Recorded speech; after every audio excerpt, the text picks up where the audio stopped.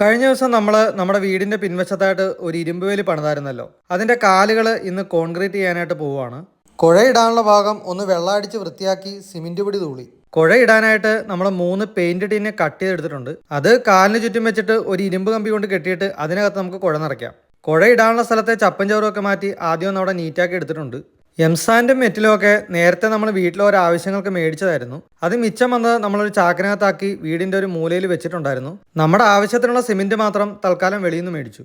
പണ്ട് വീടിന്റെ പണി നടന്ന സമയത്ത് നമ്മൾ പല പ്രാവശ്യം ഹെൽപ്പറായിട്ട് അവരുടെ കൂടെ നിന്നിട്ടുണ്ട്. അന്നത്തെ ഒരു ഓർമ്മയും എക്സ്പീരിയൻസും വെച്ച് നമുക്ക് തന്നെ കൈകാര്യം ചെയ്ത് ഇടാവുന്നതേ ഉള്ളൂ ഈ കുഴയൊക്കെ. ഉച്ച കഴിഞ്ഞാണ് വർക്ക് തുടങ്ങിയത്. അതുകൊണ്ട് തന്നെ തീർന്നപ്പോഴത്തേക്കും കുറച്ച് സന്ധ്യയായി. കൊതുകാണ് നിർത്താതെ കുത്തിക്കൊണ്ടിരിക്കുകയായിരുന്നു. 5 മണിയാകുമ്പോൾ മിക്കവരും പണി നിർത്തി പോകുന്നതിൻ്റെ ഒരു കാരണം ഈ കൊതുകടിയാണെന്നാണ് എനിക്കിപ്പോൾ തോന്നുന്നത്. എന്തായാലും നമ്മുടെ കുഴയിടിയിൽ ഭംഗിയായിട്ട് കഴിഞ്ഞിട്ടുണ്ട്. ഇനി ഷീറ്റിന് താഴെ കല്ലും കൂടെ കെട്ടണം. അത് നമുക്ക് അടുത്തൊരു ബഡ്ജറ്റിനായി കാത്തിരിക്കുക.